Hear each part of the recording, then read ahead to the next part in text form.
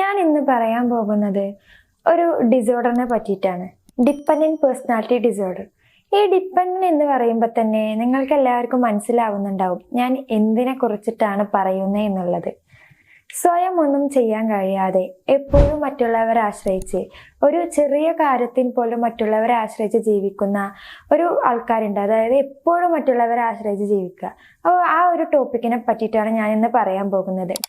ഈ ഒരു dependent personality disorder ഉള്ള വ്യക്തികളിലോ അവരുടെ ജീവിതത്തിലോ അവരുടെ റിലേഷൻഷിപ്പിലോ വളരെയായിട്ട് എഫക്റ്റ് ചെയ്യുന്നതാണ്. ഒരു ഡിപ്പെൻഡന്റ് പേഴ്സണാലിറ്റി ഉള്ള ആളുകൾക്ക്, അതായത് ഇപ്പോൾ അവരുടെ സെൽഫ് ഫങ്ഷൻസിലോ അല്ലെങ്കിൽ എക്സ്ട്രീം ഡിഫിക്കൽട്ടി വളരെയായിട്ട് അനുഭവപ്പെടും. അത് ഇപ്പോൾ ഒന്ന് ഡിസിഷൻ എടുക്കാനോ സ്വയം ഒന്ന് പുറത്ത് പോകാനോ അതുപോലെ ഒരു സ്റ്റെപ്പ് മുന്നോട്ട് വെക്കാനോ ഇപ്പൊ മറ്റുള്ളവരുടെ അഭിപ്രായം ചോദിക്കുകയും ചെയ്യും, അതിനൊക്കെ നല്ല ബുദ്ധിമുട്ടായിരിക്കും അവർക്ക് ഉണ്ടാവുക. ഇനി ഞാൻ പറയുന്നത് ഡിപ്പെൻഡന്റ് പേഴ്സണാലിറ്റി ഡിസോർഡർ ഉള്ള ആളുകളുടെ ലക്ഷണങ്ങളാണ്.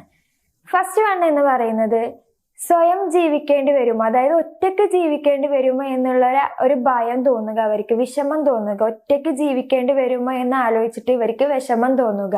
രണ്ടാമത്തെ ഒരു ലക്ഷണം എന്ന് പറഞ്ഞു കഴിഞ്ഞാല് ഇവർക്ക് അതായത് ഇപ്പൊ ഒരു റിലേഷൻഷിപ്പ് നഷ്ടമായി കഴിഞ്ഞാൽ, ഒരാളോ അവരുടെ ജീവിതത്തിൽ നിന്ന് പോയി കഴിഞ്ഞാൽ ഉടൻ തന്നെ മറ്റൊരു റിലേഷൻഷിപ്പ് തേടി പോവുക.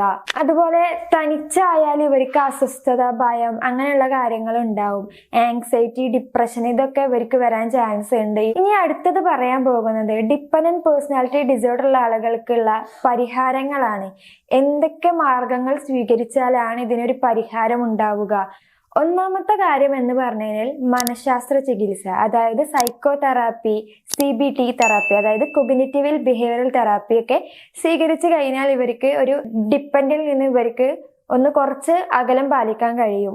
രണ്ടാമത്തെ ഒരു പരിഹാരം എന്ന് പറഞ്ഞു കഴിഞ്ഞാല് ഇവർക്ക് സ്വയം തീരുമാനങ്ങൾ എടുക്കാൻ ശ്രമിക്കുക. മറ്റുള്ളവരുടെ അഭിപ്രായം ചോദിക്കാതെ എപ്പോഴും സ്വയം തീരുമാനങ്ങൾ എടുക്കാൻ ശ്രമിക്കുക.